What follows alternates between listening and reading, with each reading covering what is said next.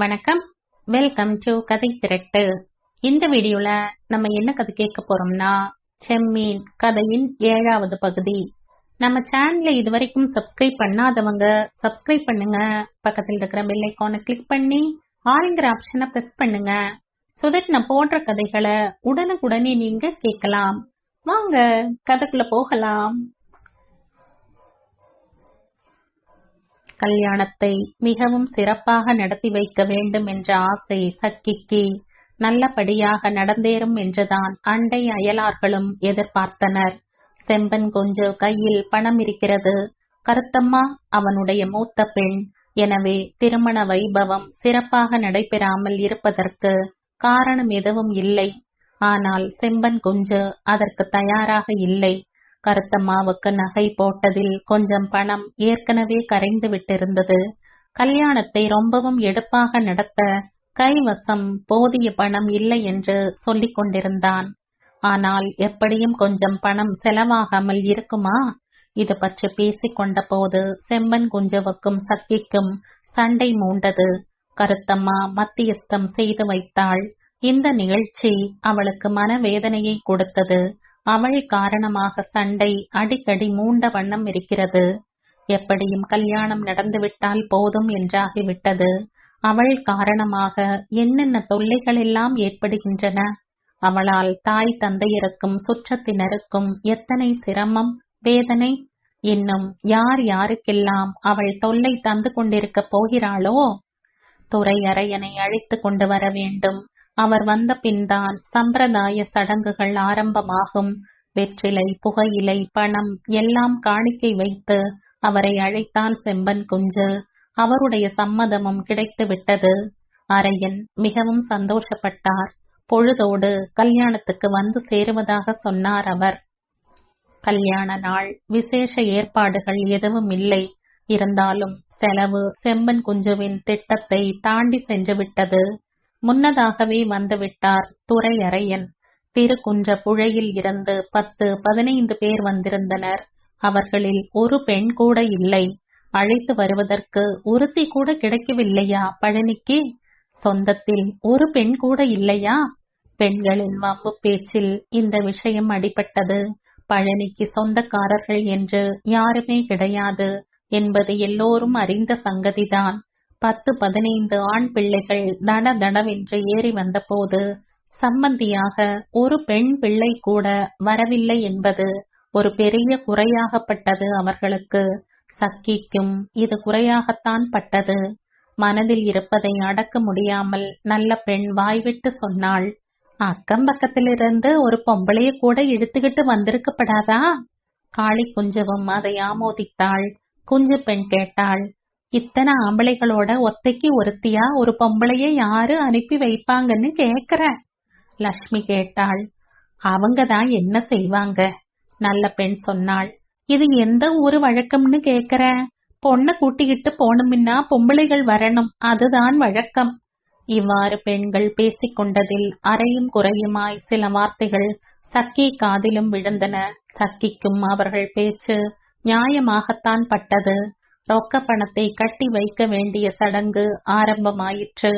தொகை வரையறுத்து சொல்ல வேண்டியவர் துரை அரையன். அந்த சடங்கு முடிந்த பிறகுதான் கல்யாணம். துரை அரையன் பழனியையும் அவனது கூட்டாளியையும் அழைத்தார்.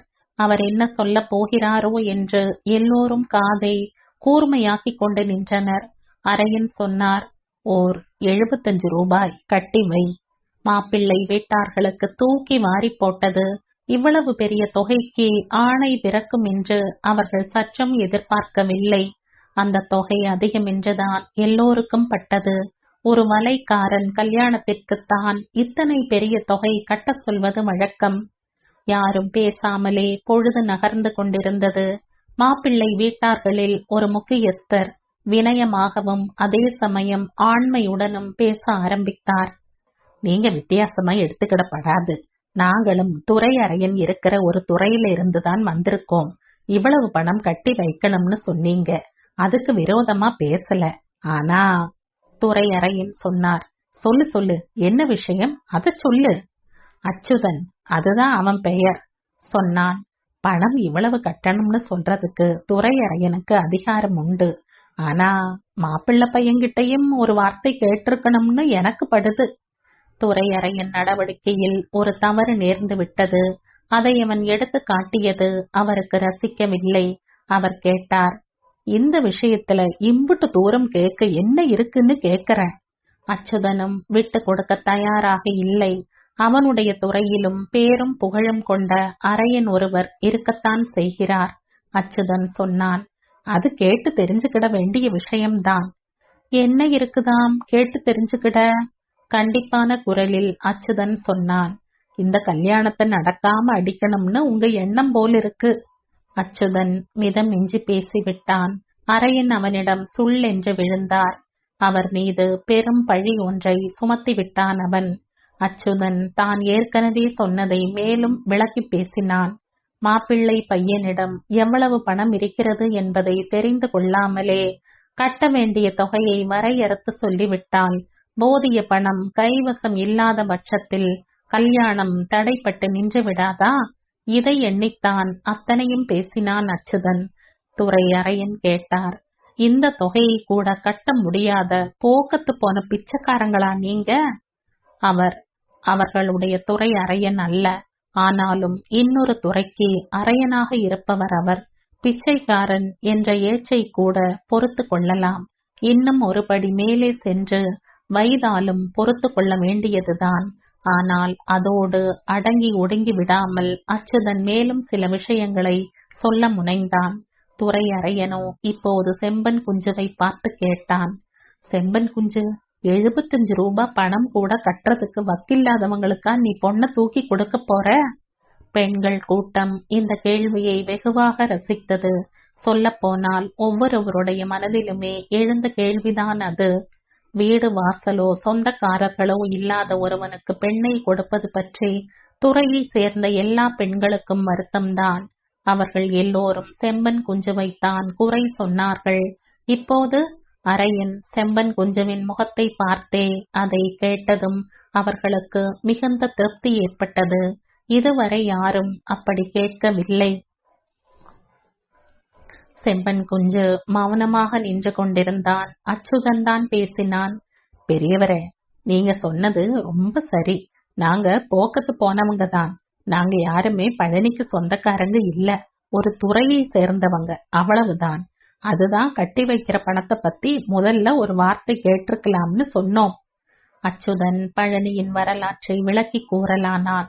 அவன் சொல்வதை கேட்டு கொண்டிருந்த பெண்கள் கருத்தம்மாவை எண்ணி வருத்தப்பட்டனர். இதைவிட அவளை கடலில் தூக்கி போட்டிருக்கலாம் என்று கூட சில பெண்கள் முணுமுணுத்தனர். இத்தனைக்கு பிறகும் துரை அரையன் விட்டு கொடுத்து பேச தயாராக இருக்கவில்லை. அட, எல்லாம் சரிதான். ஆனா பையன் நிலைமைக்கு ஏத்தாப்புலதான் பணம் கட்டுறது வழக்கமோ? அந்த வழக்கம் கிடையாது என்பதை அச்சுதனும் ஒப்புக்கொண்டான். ஜோரான பொண்ணு அவ வேணும்னா அதுக்கு ஏற்பட்ட பணத்தை கட்டி வைக்கணும். ஆமா. மாப்பிள்ளையுடன் வந்தவர்களில் ஒருவன் ஏதோ முணுமுணுத்தான். ஆரம்பத்தில் இருந்தே அரையனுடைய பேச்சு கொஞ்சம் பிடிக்காமல் தவித்து கொண்டிருந்தான் அவன். வெறுப்பை அடக்க முடியாமல் போன போது அவன் தன்னை மறந்து ஏதேதோ முணுமுணுத்தான். அவனை பார்த்து கேட்டார் அரையன், என்னடா நீ முணுமுணுத்துக்கிட்டே இருக்க? அதற்கு அவன் ஒன்றும் சொல்லவில்லை. சொல்லுடா என்று அரையன் மீண்டும் அதட்டினார். அவனும் தான் எண்ணியதை சொல்லி விடுவது என்ற முடிவுக்கு வந்தான். அல்லது அதை சொல்ல வேண்டும் என்ற உத்தேசம் ஏற்கனவே அவன் மனதில் இருந்திருக்கலாம். கல்யாணம் தடைப்பட்டு நின்றுவிட வேண்டும் என்ற விஷம புத்தி அவனுக்கு கிடையாது என்று யாரால் சொல்ல முடியும்? துரை அரையனுக்கு எதிராக ஓர் அரை கோவல் விடுப்பது போல அவன் சொன்னான், பூ, உங்க ஜோரான பெண்ணுக்கு சீரையெல்லாம் வெளியில பேசப்படாது. ஆமா. என்ன சொல்லேன்? உங்க துறை அழிஞ்சு போகாம இருக்கத்தான் எப்படியாவது இந்த கல்யாணத்தை நடத்தி போடணும்னு பாக்குறீங்க. எங்க துறை அழிஞ்சு மண்ணா போனா போயிட்டு போகட்டும், அப்படித்தானே? சரி, அது போனா போயிட்டு போறதுன்னு வச்சுக்கிட்டாலும் எந்த ஊர்லயும் வழக்கம் இல்லாத பணத்தையும் பையங்காரன் கட்டணமாக்கும். ரொம்ப அழகுதான் போங்க. எல்லோரும் திடுக்கிட்டு போய்விட்டனர். மறைமுகமாக எதை குறிப்பிடுகிறான் அவன்? நின்ற நிலையிலேயே தடால் என்று கீழே சாய்ந்தாள் சக்கி. கருத்தம்மா அவளை தாங்கி பிடித்து கொண்டாள். அம்மா என்று அதி பயங்கரமாக கூச்சலிட்டாள் அவள். அந்த கத்தலை கேட்டு பெண்கள் எல்லோரும் வீட்டுக்குள் ஓடி சென்றனர். சக்கிக்கு நினைவு தவறிவிட்டது. செம்பன் குஞ்சு பித்து பிடித்தவன் போல அங்கும் இங்கும் ஓடினான். சக்கி அணு அணுவாக செத்து கொண்டிருக்கிறாள் என்று தோன்றிவிட்டது அவனுக்கு. கூட்டமும் மெதுவாக கலைய ஆரம்பித்தது. மணப்பெண்ணை குறை கூறி பேசிய ஆசாமியிடம் விஷயம் என்ன என்று பலர் தூண்டி தூண்டி கேட்டார்கள். அந்த சந்தர்ப்பத்தில் அப்படி பேசியது பெரும் தவறு என்று சொல்லி பழித்தனர். ஆனால் அவனோ சிறிதும் மசியவில்லை. அவன் மனதில் ஏதோ ஒரு வீம்பு. இந்த பாருங்க, நான் இந்த கடற்கரைக்கு எத்தனை தரமோ வந்து போனவன், எனக்கு எல்லா கதையும் தெரியும் என்றான் அவன். கருத்தம்மாவின் வாழ்க்கையில் ஏதோ பயங்கர ரகசியம் ஒன்று இருக்கிறது என்ற எண்ணம் யாருக்குமே ஏற்படுவது இயற்கைதானே. இருந்தாலும் அதை அறிந்து கொள்ள வேண்டும் என்ற ஆவல் அப்போது யாரிடமும் எழவில்லை. எப்படியாவது அவன் வாயை மூடிக்கொண்டு இருந்து விட்டால் போதும் என்றிருந்தது எல்லோருக்கும். மாப்பிள்ளையும் அவனை சேர்ந்தவர்களும் வந்திருக்கிற வேளையிலா? பல்லை நர நரவென்று கடித்தவாறு அச்சுதன், டேய் வாய மூடிக்கிட்டு இருந்து தொல என்று உரக்க கத்தினான். சக்கிக்கு நல்ல பெண்ணும் காளி குஞ்சவும் சிஸ்ரூஷை செய்தனர். சக்கி கண்ணை திறந்து பார்த்தாள். கருத்தம்மா என்று அலறியபடி அவள் கழுத்தை கட்டி கொண்டு அழுதாள். மீண்டும் நினைவு தவறிவிட்டது. பெண்கள் கருத்தம்மாவை தேற்றினார்கள். சக்கியை தக்கபடி கவனித்துக் கொண்டனர். சக்கிக்கு கொஞ்சம் ஆஸ்வாசம் ஏற்பட்ட போது செம்பன் குஞ்சு அச்சுதனையும் பழனியையும் தன் அருகே அழைத்து பேசினான். அவனே அவர்கள் கட்டி வைக்க வேண்டிய பணம் 75 ரூபாயையும் கொடுக்க தயாராக இருந்தான். அவர்கள் அந்த பணத்தை பெற்றுக்கொண்டு கட்டி வைத்து விட்டால் போதும். பழனி ஒப்புக்கொண்டான். அச்சுதனும் ஆட்சேபனை எதுவும் தெரிவிக்கவில்லை. பழனி பணத்தோடு பந்தலில் நுழைந்தான். அப்போது சலசலப்பு சற்று தணிந்தது. பப்பு சொன்ன வார்த்தைகள் கூட எல்லோருடைய நினைவில் இருந்தும் மறைந்து விட்டன போலிருந்தது. பழனி பணத்தை கட்டி வைத்தான். வழக்கப்படி அதில் ஒரு பங்கை துரை அரையன் எடுத்துக்கொண்டார். மீதி பணத்தை அவர் செம்பன் குஞ்சு கையில் கொடுத்தார். இந்த அளவுக்கு கலைபரம் நடந்தும் கூட முகூர்த்த காலம் தாண்டி இருக்கவில்லை. சடங்குகள் ஆரம்பமாயின. சக்கிக்கு இப்போது எழுந்து உட்கார முடியும். ஆனால் தலை சுற்றி கொண்டிருந்தது. சில சமயம் உட்கார்ந்திருக்கையிலேயே கண்களில் இருள் புகுந்து மறைக்கும், காது அடைக்கும். உட்கார்ந்து கொண்டிருக்க முடியாதபடி சோர்வு தட்டிவிடும். மணப்பெண்ணை பந்தலுக்கு அழைத்து கொண்டு வந்தனர். மூப்பர் முன் நின்று திருமணத்தை நடத்தி வைத்தார். தாலி கட்டும் வைபவம் முடிந்தது. உடைகளும் வழங்கப்பட்டன. பழனியின் கையை பிடித்து கருத்தம்மாவின் கைக்குள் வைத்தார் மூப்பர். கருத்தம்மாவின் கரத்தை அவர் தொட்டபோது அவள் கையை பின்னால் இழுத்து கொண்டாளோ என்ற சந்தேகம் செம்பன் குஞ்சுவுக்கு தோன்றியது. அவள் பழனியின் கையை இறுக பிடித்து கொண்டதாக தெரியவில்லை. அவள் கைமேல் அவன் கை இருந்தது, அவ்வளவுதான். கருத்தம்மா மனதில் என்னென்ன அப்போது எண்ணிக்கொண்டாளோ. பழைய நினைவுகள் அவள் சிந்தையில் ஓடி இருக்கத்தான் வேண்டும். மூப்பர் சொன்னதையெல்லாம் ஒரு யந்திரம் போல் அவள் செய்து கொண்டிருந்தாள். பெண்களின் கை தாங்கலில் சக்கி பந்தலுக்கு வந்தாள். ஆனால் முகூர்த்த சமயத்தில் அவளுக்கு மறுபடியும் நினைவு தப்பிவிட்டது. இவைகளெல்லாம் அமங்கலமான அறிகுறிகள் என்று சில பெண்கள் பேசிக்கொண்டார்கள். அந்த எண்ணம் ஏற்படுவது இயற்கைதானே. மீண்டும் சக்கி கண்ணை விழித்து பார்த்தாள். பூரண ஓய்வு எடுத்துக்கொண்டு விட்டால் எல்லாம் சரியாகிவிடும் என்று சிலர் ஆலோசனை தெரிவித்தார்கள். விருந்து நடந்து கொண்டிருந்த சமயத்தில் மற்றொரு குழப்பம் விளைந்தது. சில பெண்கள் சாப்பிடாமலே எழுந்து சென்று விட்டனர். பழனியின் ஜாதியை பற்றிய சர்ச்சை கிளம்பியதுதான் காரணம். மாப்பிள்ளையுடன் வந்து வாயை காட்டிக் கொண்டிருந்த பப்புவும் இதில் சேர்ந்தான். ஆனால் இந்த நிகழ்ச்சிகள் ஒன்றும் செம்பன் குஞ்சுவின் மன உறுதியை குலைத்து விடவில்லை. திடீரென்று அவன் துரை அறையின் முன்னால் நெடுஞ்சான் கிடையாக விழுந்து தன்னை காப்பாற்ற வேண்டும் என்று மன்றாடினான். சக்கியின் உடல்நிலை படு மோசமாக இருந்தது. கருத்தம்மாவோ அன்று வரை அந்த வீட்டை விட்டு வெளியே கிளம்பியவளே அல்ல. இப்போது அவள் தன்னந்தனியாக அடுத்த ஊருக்கு போக வேண்டிய சந்தர்ப்பம் வந்திருக்கிறது. அதோடு மாப்பிள்ளையுடன் பெண்கள் யாரும் வரவில்லை. இந்த சூழ்நிலையில் கருத்தம்மா உடனடியாக போகாமல் இருந்தால் அதில் பல சௌகரியங்கள் உண்டு. அவசியமென்றால் பழனி அங்கேயே சில நாட்கள் தங்கியிருக்கலாமே. கருத்தம்மா சென்று விட்டால் செம்பன் குஞ்சுவின் வீடு சர்வ குழப்பத்தில் ஆழ்ந்து போய்விடும். படுக்கையில் விழுந்து விட்டவளை ஏன் என்று கேட்பதற்கோ கஞ்சி காய்ச்சி கொடுப்பதற்கோ நாதி இல்லை என்றாகிவிடும். செம்பன் குஞ்சு பைத்தியம் பிடித்தவன் போல ஆகிவிட்டான். இதையெல்லாம் கவனித்துக் கொண்டிருந்த அரையன் சொன்னார், செம்பன் குஞ்சு, நீ சொல்றது சரிதான். ஆனா அவங்க கல்யாண பெண்ணை கூட்டிக்கிட்டு போகணும்னு சொன்னா வேண்டாம்னு நம்மால தடுக்க முடியுமா? செம்பன் குஞ்சு சொன்னான், நீங்க ஒரு வார்த்தை சொன்னா அவங்க கேட்பாங்க. அரையன் சிரித்தார். அவங்க திருக்குன்ற புழையை சேர்ந்தவங்க, பொல்லா பயிலுக அத்தனை பேரும். நீயே பாத்துக்கிட்டு இருந்தியே. அரையனை தவிர செம்பன் குஞ்சுவுக்கு வேறு யார் துணை? கருத்தம்மா சென்று விட்டால் அப்புறம் அந்த வீட்டின் கதி என்ன? அரையன் அழுத்தமாக சொல்லிவிட்டால் அவர்கள் தட்ட மாட்டார்கள் என்றான் செம்பன் குஞ்சு. சாப்பாட்டை முடித்துக் கொண்டு எல்லோரும் வெற்றிலை பாக்கு வாங்கிக் கொண்டனர். விருந்தாளிகள் எல்லோரையும் வழி அனுப்பி வைக்க வேண்டும் என்றான் அச்சுதன். கருத்தம்மா சக்கியின் அருகே அமர்ந்து அழுது கொண்டிருந்தாள்.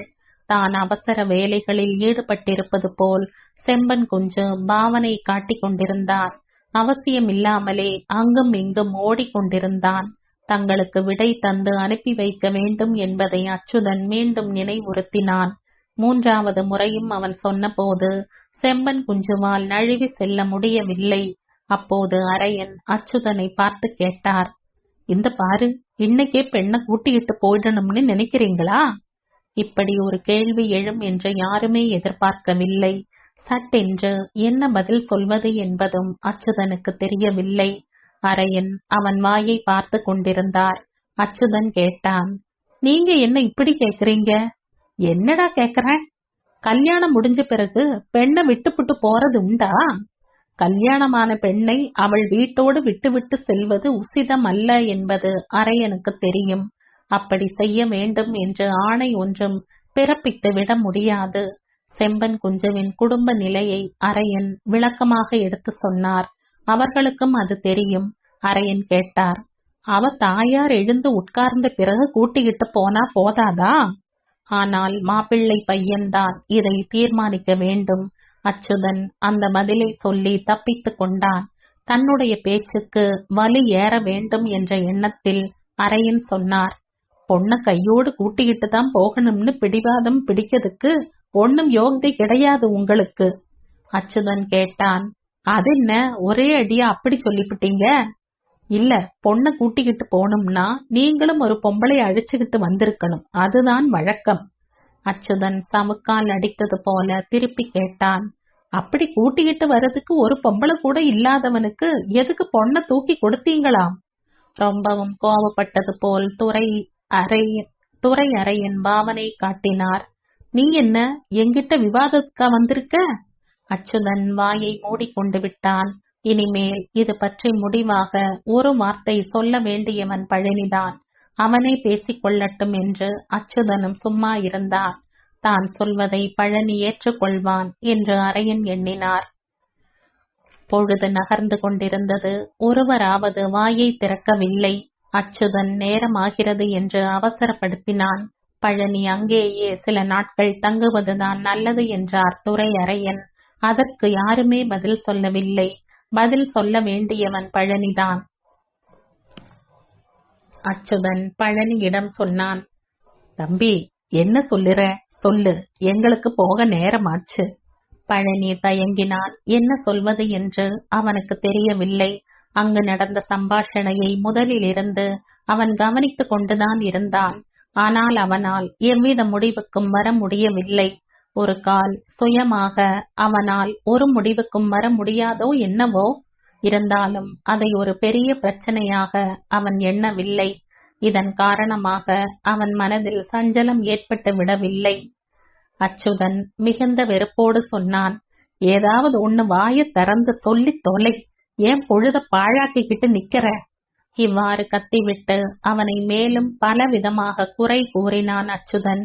அவனுடைய கல்யாணத்துக்கு வந்ததால் மிகவும் வேண்டியவர்கள் உடனேயே மனஸ்தாபம் கொள்ளும்படி ஆகிவிட்டதாம். பழனியின் வாயில் இருந்து என்ன வார்த்தைகள் வருமோ என்று செம்பன் குஞ்சு ஆவலுடன் எதிர்பார்த்து கொண்டிருந்தான். பழனி மிகவும் நல்லவன், சாது. அவன் கைவிட மாட்டான். அதோடு அவளை கையோடு அழைத்து சென்று ஆக வேண்டிய காரியமும் ஒன்றுமில்லை. இந்த உலகில் எந்த இடமும் பழனிக்கு சொந்தம்தான். எல்லா இடமும் அவனுடைய வீடுதான். கூட வந்திருப்பவர்களை அனுப்பி வைத்துவிட்டு பழனி அங்கேயே தங்குவான் என்றுதான் செம்பன் குஞ்சு எண்ணினான். அச்சுதன் மீண்டும் கத்தினான், ஏதாவது சொல்லித் தொலை. பழனி அச்சுதனின் முகத்தை ஏறிட்டு பார்த்தான். பிறர் முகங்களையும் ஒவ்வொன்றாக பார்த்து கொண்டே வந்தான். எந்த முகக்குறியையும் அவனால் உணர்ந்து கொள்ள முடியவில்லை. நான் பொண்ண கையோட கூட்டிக்கிட்டு போக போறேன். செம்பன் குஞ்சுவுக்கு தூக்கி வாரி போட்டது. இப்படி சொல்வான் என்று அவன் எண்ணவே இல்லை. பழனி இப்படி தன்னை கத்தரித்து கொண்டு போவான் என்று அவன் எதிர்பார்க்கவும் இல்லை. நெஞ்சில் அடித்து கொண்டே செம்பன் குஞ்சு கெஞ்சினான், ஐயா, நீ யார ஆசா இல்ல? அந்த பொம்பளை படுத்து கிடக்கிறத போய் ஒரு தரம் பார்த்துப்பிட்டு வா, அப்புறம் சொல்லு. உன்னையும் ஒரு தாய்தானே பெத்தெடுத்தாள் என்றும் சேர்த்து கேட்டால்தான் அவன் மனதில் இருந்த கேள்வி முழுமை பெறும். ஆனால் செம்பன் குஞ்சு அதை மனதுள் அடக்கிக் கொண்டான். செம்பன் குஞ்சுவின் வேண்டுகோள் பழனியின் மனதை தொட்டதாகவே தெரியவில்லை. தனது முகத்தால் ஏதாவது குறிப்புணர்த்துவான் என்று எண்ணி பழனி அப்போதும் அச்சுதனின் முகத்தை பார்த்து கொண்டிருந்தான். ஆனால் அவனால் ஒன்றும் தெரிந்து கொள்ள முடியவில்லை. பெண்ணை கையோடு அழைத்து செல்ல வேண்டும் என்ற அபிப்பிராயம்தான் அவனுக்கு இருக்கும் என்று பழனி எண்ணிக்கொண்டான். பழனி மீண்டும் ஒரு முறை சொன்னான், கூட்டிட்டு தான் போக போறேன். சிறிது நேரத்திற்கு பின் பழனிக்கு ஒரு தெளிவு பிறந்தது. அவன் தனது நிலையை எடுத்து விளக்கினான். அவனுக்கு வீடோ வாசலோ இல்லை. குடியும் குடித்தனமுமாக இருக்க வேண்டும் என்ற எண்ணத்தில் தான் அவன் கல்யாணம் செய்து கொண்டிருக்கிறான். இனிமேல்தான் குடும்ப வாழ்க்கையை துவக்க வேண்டியதாய் இருக்கிறது. கல்யாணம் செய்து கொண்ட பின் பெண்ணை அவள் வீட்டில் விட்டு போவது அவனுக்கு உசிதமாக படவில்லை. இன்னும் செய்து முடிக்க வேண்டிய காரியங்கள் எவ்வளவோ இருக்கின்றன. எதையும் ஒத்தி போட்டு நாளை கடத்துவதில் அவனுக்கு விருப்பமில்லை. அதுதான் நான் சொல்லுதேன், பொண்ண கூட்டிக்கிட்டு போகணும்னு. பழனி இவ்வளவு சொன்னதே ஆச்சரியம்தான். தீர யோசித்து பார்த்த பின்தான் அவன் பேசினான். தனது முடிவு தனது நண்பர்களுக்கும் ஏற்ற ஒன்றாக இருக்கும் என்று அவன் மனதுக்கு பட்டது. ஆனால் செம்பன் குஞ்சு இதை எப்படி வாங்கிக் கொண்டான் என்பதை யாருமே கவனிக்கவில்லை. கல் நெஞ்சம் கூட உருகி விடும்படி கெஞ்சினான் செம்பன் குஞ்சு. இந்த பாரு, நான் சின்ன வயசிலிருந்தே அவளை வளர்த்தி எடுத்தவன். நான் சொல்ற கேளு. நாளைக்கு நீயும் ஒரு அப்பனாகத்தான் போற, அத மறந்துடாத. பழனியின் மனம் மாறிவிடவில்லை. ஒருவேளை அச்சுதனும் கூட்டாளிகளும் செம்பன் குஞ்சு சொல்வதை ஒப்புக்கொண்டிருந்தால் அவன் ஆட்சேபனை சொல்லாமல் இருந்திருப்பானோ? துரையறையின் மனசு உருகிவிட்டது. எப்படிப்பட்ட கல் நெஞ்சம் படைத்தவனும் கண்ணீர் செந்தி விடுவான். அச்சுதனும் செம்பன் குஞ்சுவுக்காக இறங்கினானோ என்னவோ? அதை அவன் வெளியே காட்டிக்கொள்ளாமல் இருக்கிறானோ என்னவோ? அரையனுக்கு கூட கோபம் வந்தது. அரையன் சொன்னார், அவன் அப்படித்தான் பேசுவான். அவன் வீட்டுல வளர்ந்தவன் இல்ல. அப்பா அப்பான்னு சொன்னா என்ன அர்த்தம்னு அவனுக்கு தெரியாது. பாசம் பந்தம்னு சொல்றமே, அது வீடும் குடியுமா இருந்தா தான் தெரியும். கடற்கரையில வளர்ந்தவனுக்கு எப்படி அந்த புத்தி வரும்? சற்று நேரத்திற்கு பின் அரையன் செம்பன் குஞ்சுவை பார்த்து சொன்னார், இப்படிப்பட்டவனுக்கு பொண்ண தூக்கி கொடுத்து விட்டியே, உன் புத்தியத்தான் சொல்லணும். செம்பன் குஞ்சு அதை வாய் விட்டு ஆமோதிக்காத குறைதான். வாய் விட்டு சொல்லிவிட வேண்டும் என்றும் அவன் எண்ணினான். முதலில் பழனியை சந்தித்த போது அவன் உள்ளத்தில் இப்படி ஒரு பேய் குணம் பதுங்கி கிடக்கும் என்று அவன் எண்ணவே இல்லை. வீடு வாசல் இல்லாமல் அனாதையாய் வளர்ந்த குறைதான் என்று துரையறையன் சொன்ன சொல் சரிதான் என்று செம்பன் குஞ்சுவுக்கும் பட்டது. இப்போதே இந்த புத்தியை காட்டுகிறவன் எதிர்காலத்தில் எப்படி எப்படி இருக்க போகிறானோ? பெண்ணை அவனுக்கு கட்டி கொடுத்தது கூட தவறு என்ற எண்ணம் செம்பன் குஞ்சுவுக்கு ஏற்பட்டு விட்டதோ? கல்யாணம் நடந்து முடிந்த அன்றே அந்த எண்ணம் பிறந்து விடுவதா? அன்புணர்ச்சி சற்றும் இல்லாதவன் வெகு விரைவில் அது வெளியாகிவிட்டது. அங்கு நடந்ததை எல்லாம் கவனித்துக் கொண்டிருந்த அச்சுதன் புதிய யோசனை ஒன்று கூறினான். எதுக்குடா ஏச்சும் பேச்சும் கேட்டுக்கிட்டு இருக்க? உன்னோட வர வேண்டியது அந்த பொண்ணு. அத கூப்பிட்டு கேட்டுப்பிடு, அவ சொல்லட்டுமே. இந்த யோசனை செம்பன் குஞ்சுவுக்கு சிறிது ஆசுவாசத்தை தந்தது. இதில் பழனிக்கும் ஒரு நிம்மதி பிறந்திருக்கலாம். துரை அரையனும் இந்த யோசனையை ஏற்றுக்கொண்டார். அவர் சொன்னார், அது ரொம்ப சரி, அவ சொல்லட்டும், அவளை கூட்டிக்கிட்டு வாங்க. செம்பன் குஞ்சு கருத்தம்மாவை அழைத்தான். அவள் தாயின் அருகே உட்கார்ந்து கொண்டிருந்தாள். அழுது அழுது முகம் வீங்கி ஈரம் கசிந்திருந்தது. அவள் கதவருகே வந்து நின்றாள். அரையன் அவளை பார்த்து கேட்டார், அம்மா, நீ உன் தாயாரை இந்த நிலையில போட்டுப்புட்டு போக போறியா, இல்ல இங்கேயே இருக்க போறியா? உன் அப்பனுக்கு சோறு பொங்கி போடக்கூட ஆள் இல்லைங்கிறது உனக்கு தெரியுமே. சில வினாடிகளுக்கு பின் அவர் தொடர்ந்து சொன்னார், கல்யாணம் முடிஞ்சிட்டா புருஷன் கைய பிடிச்சுக்கிட்டு போக வேண்டியதுதான் நியாயம். இருந்தாலும் நீதான் அதை தீர்மானிக்கணும். கருத்தம்மா என்ன பதில் சொல்வாள்? தீர்மானமாக ஒரு முடிவுக்கும் வரக்கூடிய மனத்தெம்பு இல்லை அவளுக்கு. ஊரை விட்டு செல்ல போகிறோம் என்பதற்காகவே எல்லோரிடத்திலும் விடை பெற்று கொண்டு விட்டாள் அவள். அந்த கடற்கரையினிடத்திலும் விடை பெற்று கொண்டு விட்டாள். அவளுக்கு உள்ளூர பயம். எதிர்கால வாழ்வை எண்ணி பார்க்கிற பொழுது பயம் மனதை கவ்வுகிறது. எவ்வளவு சீக்கிரம் முடியுமோ அவ்வளவு சீக்கிரத்தில் ஊரை விட்டு ஓடி விடுவது என்ற தீர்மானத்தில் தயாராக நின்று கொண்டிருக்கிறாள் அவள். அந்த நாளும் வந்து சேர்ந்து விட்டது. ஆனால் இப்போதோ தாயார் படுக்கையோடு படுக்கையாய் கிடக்கிறாள். தகப்பனை கவனிக்கவும் ஒருவரும் இல்லை. அவள் அழுதாள். பேசக்கூட தெம்பில்லை அவளுக்கு. அவள் என்ன பதில் சொல்ல போகிறாள் என்பதை தெரிந்து கொள்ள ஆவலுடன் எல்லோரும் காத்து கொண்டிருந்தனர். அரையன் சொன்னார், பாவம், அவ என்ன பதில் சொல்லுவா? இருந்தாலும் அவதானே இதை தீர்மானிக்கணும். தாயின் அருகே சென்று அவள் முகத்தோடு தன் முகத்தை சேர்த்து கொண்டு ஏங்கி ஏங்கி அழுதாள் கருத்தம்மா. சக்கியும் கூடவே அழுதாள். அவள் எதையோ அவளிடம் கேட்டாள். கருத்தம்மா, உங்கிட்ட என்ன கேட்டாங்க? கருத்தம்மா பதில் எதுவும் சொல்லவில்லை. சொல்ல முடியவில்லை அவளால். சிறிது நேரத்திற்கு பின் விக்கி விக்கி அழுது கொண்டே சொன்னாள், அம்மா, நான் போக போறதில்ல. சக்கி சட்டென்று பதில் சொன்னாள். இந்த பாரு கருத்தம்மா, நீ என் கண்ணில்ல, அப்படி சொல்லாத. போகாம இருந்தா. அவளால் அதை பூராவும் கூறி முடிக்க முடியவில்லை. அவள் போகாதவரை என்ன நடக்கும் என்பது சக்கிக்கும் தெரியும். அதை எண்ணித்தான் அவளும் பயந்தாள். அச்சத்தில் ஆழ்த்திவிடும் சித்திரம் கற்பனையில் விரிந்தன. சக்கியின் நிலை பரிதாபகரமானது. தொண்டை வறண்டால் ஒரு சொட்டு தண்ணீர் விட்டு கொடுப்பதற்கு கூட பக்கத்தில் எவரும் இல்லை. சக்கி அந்த கஷ்டத்தை பொறுத்து கொள்வாள். ஆனால் பெண்ணின் வாழ்க்கை நிலை குலைந்து சரிந்து விடக்கூடாது. கூடிய விரைவில் அவளை அனுப்பி வைத்து விட வேண்டும் என்று சக்கி ஏற்கனவே எண்ணியிருந்தாள். ஆமாம், அவள் போய்த்தான் ஆக வேண்டும். கருத்தம்மா, நீ போயி நான் போறேன்னு சொல்லுப்போ. சக்கி அவளை தன் உடம்பில் இருந்து தள்ளினாள். அவளை நிர்பந்தித்தாள். ஏசவும் செய்தாள். உனக்கு அந்த துலுக்க பையில பிரிஞ்சு இருக்கிறதுக்கு கசப்பா இருக்கோ? நொடி பொழுதில் கருத்தம்மா மனதில் ஒரு தைரியம் பிறந்தது. அவள் வாசலில் நின்று கொண்டு சொன்னாள், நான் போறேன்.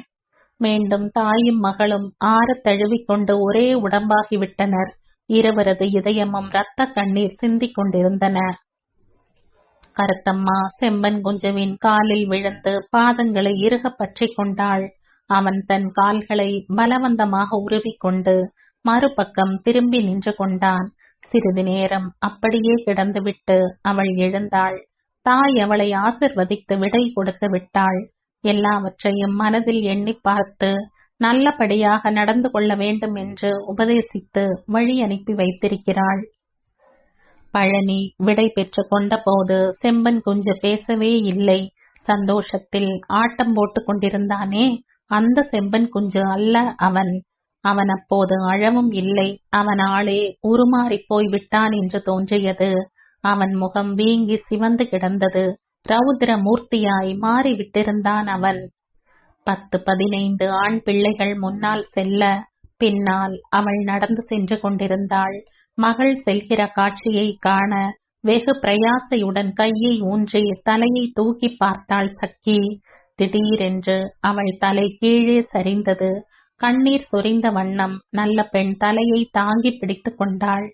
அவ என் மக இல்ல என்று பல்லை கடித்தவாறு அலறினான் செம்பன் குஞ்சு. அக்கா என்று கண்ணீர் விட்டபடி உறக்க கத்தினாள் பஞ்சமி. சக்கியின் அருகே நல்ல பெண்ணும் காளி குஞ்சுவும் நின்று கொண்டிருந்தனர். கருத்தம்மா தன் எதிர்கால வாழ்வை நோக்கி அடி எடுத்து வைத்து நடக்கிறாள்.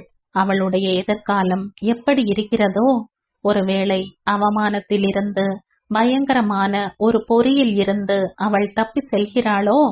அவளுடைய நல்வாழ்வுக்காக யாரும் பிரார்த்திக்கவில்லை, அவளும் பிரார்த்திக்கவில்லை. ஒரு கால் பரிக்குட்டி பிரார்த்தித்தானோ என்னவோ? அந்த கடற்கரையில் கருத்தம்மாவை தெரியாதவர்கள் யாரேனும் உண்டா? அவள் இன்று அந்த ஊரை விட்டே செல்கிறாள்.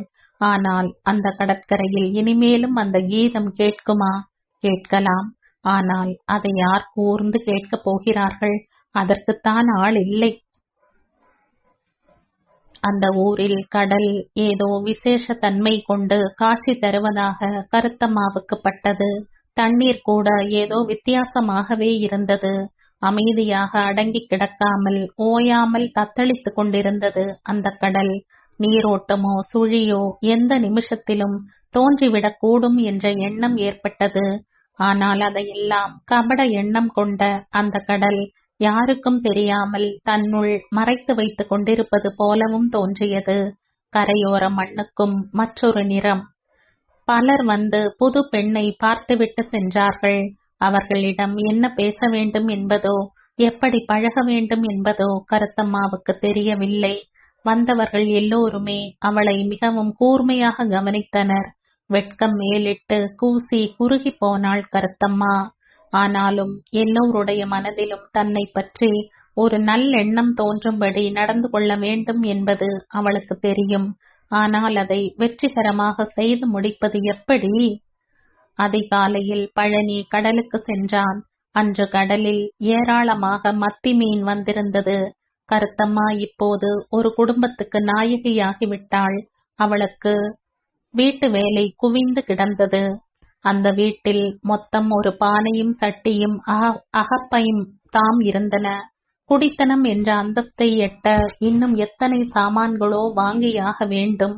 ஒரு கூடையில் கொஞ்சம் அரிசியும் உப்பும் மட்டும் இருந்தன. கல்யாணத்துக்கு முன் பழனிக்கு வீடு என்றே ஒன்று இருக்கவில்லை. ஒரு வீட்டுக்கு தேவையான பொருட்கள் என்ன என்ன என்பதை அவனுக்கு சொல்லித் தரவும் யாரும் இல்லை. சகல காரியங்களையும் அவன்தான் கவனித்துக் கொள்ள வேண்டியவனாக இருந்தான். அன்று கருத்தம்மா சோறு பொங்கினாள். உள்ளியை அரைத்து ஒரு துவையலும் பண்ணினாள். சமையலுக்கு தேவையான பாத்திரங்களை அயல் வீட்டிலிருந்து இரவல் வாங்கிக் கொண்டாள். அடுத்த வீட்டுக்கு சென்று அரைத்து கொண்டு வந்து விட்டாள். பக்கத்து வீட்டில் குடியிருந்த கிழவி சொன்னாள், ஒருத்தனை உன் கையில ஒப்படைச்சிட்டாங்க, நீதான் அவனை பத்திரமா கவனிச்சுக்கிடணும். நீர்குன்றத்து கடற்கரையில் ஒலித்த அதே வார்த்தைகள்தாம் இங்கும் ஒலிக்கின்றன. எந்த இடத்திலும் எந்த புது பெண்ணுக்கும் இவ்வார்த்தைகள் தாம் கூறப்படும். ஒருவேளை அவளுக்கு மட்டும்தான் இதை சொல்கிறார்களோ? எல்லோரும் சந்தேக கண் கொண்டு தன்னை பார்ப்பதாக அவளுக்கு பட்டது. அவளுடைய ரகசியம் அம்பலமாகிவிட்டதா என்ன? ஊரில் உள்ள பெண்கள் எல்லோரும் கூடி உட்கார்ந்து கொண்டு புது பெண்ணை பற்றி பேசிக் கொண்டனர். பேசுவதற்கு எவ்வளவோ விஷயங்கள் இருந்தன அவர்களுக்கு. 2 தோணிகளுக்கு சொந்தக்காரனான ஒரு வலைக்காரனுடைய பெண் அல்லவா அவள்? அப்படிப்பட்ட ஒரு பெண்ணை வீடு வாசல் சொந்தம் சுற்றம் ஒன்றுமில்லாத ஒருவனுக்கு கட்டி கொடுப்பதற்கு காரணம் என்ன என்று அவர்கள் ஆராய்ச்சி செய்தனர். ஒருத்தி சொன்னாள், அவ அப்பனுக்கு தோணியும் வலையும் இல்லைன்னு நினைக்கிற. கொச்சக்கி அதை ஒப்புக்கொள்ளவில்லை. அவளுடைய குழந்தைகளின் தகப்பன் சாகரை காலத்தில் நீர்குன்றத்துக்கு சென்றிருக்கிறானாம். அப்போது அவன் நேரிலேயே பல சமாச்சாரங்களை தெரிந்து கொண்டிருக்கிறானாம். யாரு சொன்னது? அவனுக்கு தோணியும் வலையும் இருக்குது. பணமும் செழிப்பா இருக்குது என்றாள் கொச்சக்கி. வாவு குஞ்சு கேட்டாள், அப்படியானா பெண்ணை இவனுக்கு ஏன் கொடுத்தாங்க? அவனுக்கு என்ன குத்தமாம் என்று கொச்சக்கி கேட்டாள். கோதை ஒரு புது சந்தேகத்தை கிளப்பினாள். எனக்கு தோணுது, அதாவது அந்த பொண்ணு கெட்ட பேரு வாங்கி இருக்கும், அப்படித்தான் இருக்கணும். கோதை பேசியதை பார்த்தால் பல விஷயங்களை தெரிந்து கொண்டு பேசியது போல் இருந்தது. எல்லோருடைய மனதிலும் ஆவல் பொங்கியது. அவளை தூண்டி விசாரிக்கத் தொடங்கினார்கள். கோதை சொன்னாள், பொண்ணு எப்படியோ கெட்டு போயிருக்கும், கடற்கரையை விட்டு போயிட்டா போதும்னு நினைச்சிருப்பாங்க. அப்படியே இவன் தலையில. கிழவிக்கு தூக்கி வாரி போட்டது. அப்போ நம்ம கடற்கரையை அழிக்கிறதுக்குத்தான் இவன் வந்து சேர்ந்திருக்கான்னு சொல்லு. கிழவி தனது கைகளை தூக்கி நெஞ்சில் வைத்து கொண்டாள். எல்லோரும் மேலும் கோதையை தூண்டி விசாரித்தனர். ஆனால் அவள் அதற்கு மேல் ஒன்றும் சொல்லவில்லை. ஒரு கறியும் சோறும் ஆக்கியதோடு கருத்தம்மாவுக்கு வேலை முடிந்து விட்டது. அப்போதும் அவளை பார்க்க வருகிறவர்கள் கூட்டம் ஓய்ந்த பாடில்லை. தன்னை எல்லோரும் ஏதோ விசித்திர பிராணியாக எண்ணி பழகுவதாகத்தான் அவளுக்கு பட்டது. சக்கி நோயில் விழுந்து கிடக்கிற விஷயமும் எல்லோருக்கும் தெரிந்து விட்டது. பெற்ற தாய் அவஸ்தைப்பட்டு கொண்டிருக்கிற போது அவளை தனியாக விட்டுவிட்டு எந்த பெண்ணாவது இறங்கி வருவாளா? கணவன் இல்லை என்றாகிவிட்டால் போய்விட்டு போகிறது. பெற்ற தாயில்லவா பெருசு? கருத்தம்மாவை பற்றி மேலும் ஆவலை கிளறிவிட்டு கொள்ள இதுவும் ஒரு சாக்காக அமைந்தது. மாலை வருவதற்குள் பெரும் ரகசிய சுரங்கமாகிவிட்டாள் கருத்தம்மா. சகல வீடுகளிலும் அவளை பற்றிய பேச்சாகவே இருந்தது. ஒருவேளை அவள் தவறிழைத்திருக்கலாம். எப்படியும் கை கழுவிவிட்டால் போதும் என்ற எண்ணத்தில் வெளியேற்றி விட்டிருப்பார்கள். அதுதான் உண்மை என்றால் பெரிய சோதனையாகிவிடுமே. கருத்தம்மாவுக்கு சக்கையின் ஞாபகம் வந்தது. தாயின் உடல்நிலை அவளுக்கு தெரியும்.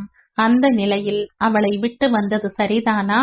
தந்தையோ அவளை ஒரே அடியாக உதறிவிட்டார். கடைசி வரையிலும் அவருடைய மனம் மாறப்போவதில்லை. அவர் அன்று சொன்ன சொற்கள் அவள் செவியில் முழங்கின. அவ என் மக இல்ல. கருத்தம்மாவுக்கு தன் தகப்பனின் குணம் நன்றாக தெரியும்.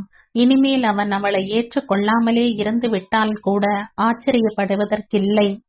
உலகில் எந்த பெண்ணாவது இப்படி நடந்து கொண்டிருப்பாளா? மாட்டாள். அவளுடைய கடற்கரையில் எல்லோரும் இப்போது அவளை பழித்து கொண்டிருப்பார்கள். வாயில் வந்தபடி திட்டிக் கொண்டிருப்பார்கள். ஆனால் அவளுடைய தாயின் மனப்பூர்வமான ஆசி அவளுக்கு இருக்கிறது. தாயின் சம்மதம் பெற்று கொண்டதனால் தான் அன்று அதை செய்ய முற்பட்டாள் அவள். பாவம், அவள் எனக்காக எதையெல்லாம் பொறுத்து கொண்டாள். இப்போது அவளுக்கு ஒரு வாய் கஞ்சி வார்க்க யாரும் இல்லை. அதாவது போகட்டும், அப்பா வேறு அவளை ஓயாமல் குத்தி குத்தி எடுத்து கொண்டிருப்பார். அதையும் கேட்டுக்கொண்டு பொறுமையாக இருக்க வேண்டும். எனக்காக இதை மட்டுமல்ல, இன்னும் எதை வேண்டுமானாலும் பொறுத்து கொள்வாள். ஆனால் அப்பாதான் என்னை இனிமேல் என்னாலும் மன்னிக்கப் போவதில்லை. கருத்தம்மா தன் எதிர்கால வாழ்வை எண்ணி பார்த்தாள். அம்மாவும் அப்பாவும் எத்தனையோ தியாகங்களை மேற்கொண்டவர்கள். அவன் அரும்பாடுபட்டு பணம் சேர்த்தான். அப்போது வாழ்வில் நம்பிக்கையும் பிடிப்பும் ஏற்பட்டன. கருத்தம்மாவை பொறுத்த வரையில் அவளுக்கு தேவைகள் மிகவும் குறைவு, ஆசைகளும் சொற்பம்தான். ஆனால் அவையெல்லாம் அப்போது நிறைவேற்றப்பட்டன. இல்லை என்ற வார்த்தையே அவள் காதில் விழுந்ததில்லை. இப்போதோ எல்லா சுகங்களையும் உதறி எறிந்துவிட்டு எங்கோ சென்று விட்டாள். அவளுடைய பயணம் புதிய திசை ஒன்றை நோக்கி செல்கிறது. புதிய உலகின் தலைவாசலில் அவள் அடியெடுத்து வைத்து விட்டாள். இனிமேல் எதிர்கால வாழ்வு எப்படி இருக்கப் போகிறதோ? இனிமேலும் பசியார உண்டு கொண்டிருக்க முடியுமா? உடுக்க ஆடையும் உடம்புக்கு எண்ணெயும் முன் போல கிடைத்து கொண்டிருக்குமா? பசி எப்படி இருக்கும் என்றே அவள் அறிந்ததில்லை. முன்போல மனம் திறந்து கடகடவென்று சிரிக்க முடியுமா அவளால்? அமைதியான வாழ்க்கை கிடைக்குமா? எதுவும் நிச்சயமாக கிடைக்கும் என்று சொல்ல முடியாதபடி உறுதியும் உத்தரவாதமும் இல்லாமல் தான் இருக்கிறதோ?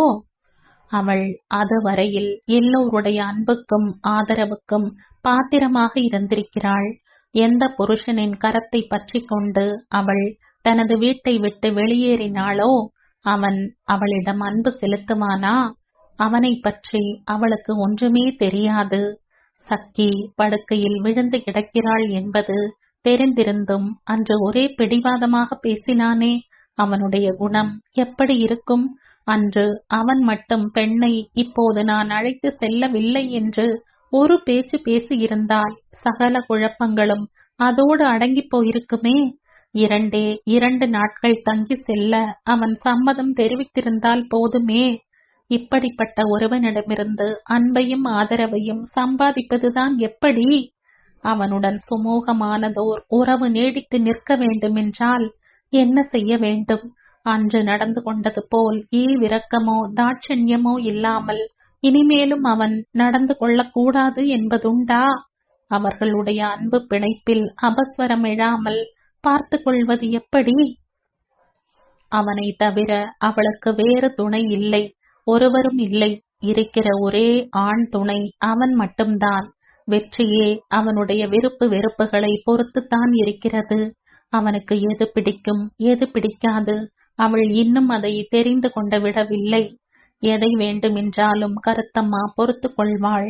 எந்த துன்பத்தையும் முகம் கோணாமல் ஏற்றுக்கொண்டு தங்கள் வாழ்நாளை கழிக்கிற 100கணக்கான அறைய பெண்களில் அவளும் ஒருத்தியாக இருந்துவிட்டால் போதும்.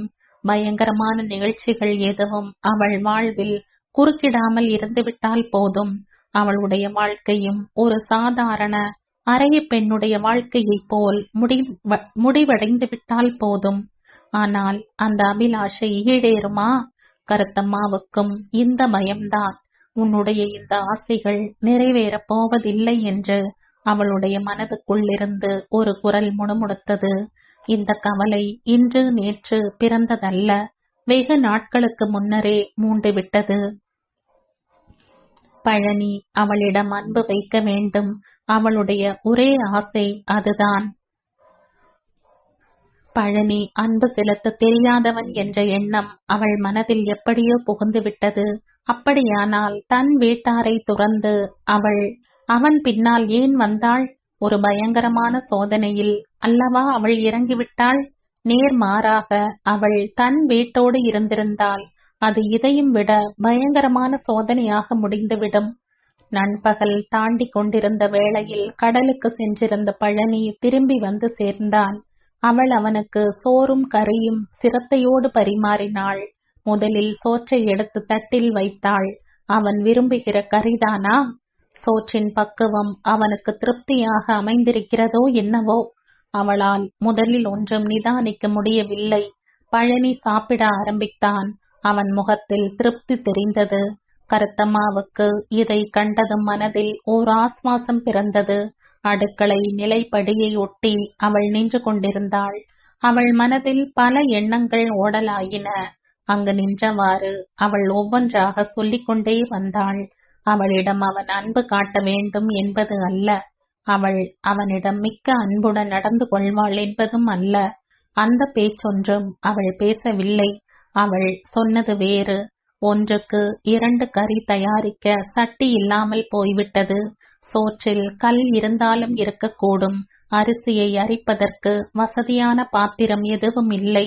அகப்பையோ ஒன்றே ஒன்றுதான் இருக்கிறது. துவையல் மனதில் எண்ணியது போல் வாய்க்கவில்லை. தாளித்து கொட்ட சிறிய சட்டி அடுத்த வீட்டிலிருந்து வாங்கினேன். அங்கே போய்தான் அரைத்து கொண்டு வந்தேன். நமக்கு சட்டி, பானை, பாத்திரம் எல்லாம் வாங்கணும் என்று கடைசியில் அவள் சொல்லி முடித்தாள். வாங்கலாம், ஆனா எல்லாம் ஒரே அடியா வாங்க முடியாது. அப்படி வாங்கணும்னு நான் சொல்லல, கொஞ்சம் கொஞ்சமா வாங்கினா போதும். முதலில் போட்ட சோற்றை அவன் சாப்பிட்டு விட்டான். மேலும் எடுத்து வந்து தட்டத்தில் இட்டாள் அவள். போதும் போதும் என்று அவன் கை காட்டிய பின்னும் கூட ஓர் அகப்பை இட்டாள். அப்படித்தானே செய்யவும் வேண்டும். அதெல்லாம் அவளுக்கு தெரியும். அவன் சொன்னான், சோறு அதிகமா போச்சு. அதுக்கென்ன, வேண்டாம்னா தட்டத்தில இருந்துட்டு போகுது. துவையல் நல்லா இல்லையோ? திருப்தியா சாப்பிட முடியலையா? துவையல் ரொம்ப அருமையா இருக்குது. ஏன், நிறைய சாப்பிட்டனே. தா, நிறைய சாப்பிடுற, அழகு. நான் இம்புட்டு சோறு சாப்பிட்டதே கிடையாது. ஒரு புன்னகை பூத்தவாறு கருத்தம்மா சொன்னாள். இன்னும் நிறைய சாப்பிடணும், சாப்பிடாட்டா யாரு விட போறாங்க? பழனி சிரித்தான். உவகை பொங்க ஆர்ப்பாட்டமாக சிரித்தான் அவன். நொந்து போயிருந்த கருத்தம்மாவின் மனசுக்கு இந்த சிரிப்பு ஒத்தடம் கொடுத்தது. அவன் மிகவும் நன்றாக நடந்து கொள்கிறான். அவள் சொல்லும் வார்த்தைகளையும் செவி சாய்த்து கேட்கிறான். இதற்கெல்லாம் மேலாக அவனது பார்வையிலும் ஒரு கனிவு தெரிகிறது. வார்த்தைகளால் விளக்க முடியாத ஏதோ ஒன்றும் இருக்கிறது. எடுத்த எடுப்பில் சாதகமான அம்சங்கள் இத்தனை இருப்பதே பெரும் வெற்றியல்லவா? அதே தட்டில் சோற்றை இட்டு கருத்தம்மா சாப்பிட ஆரம்பித்தாள்.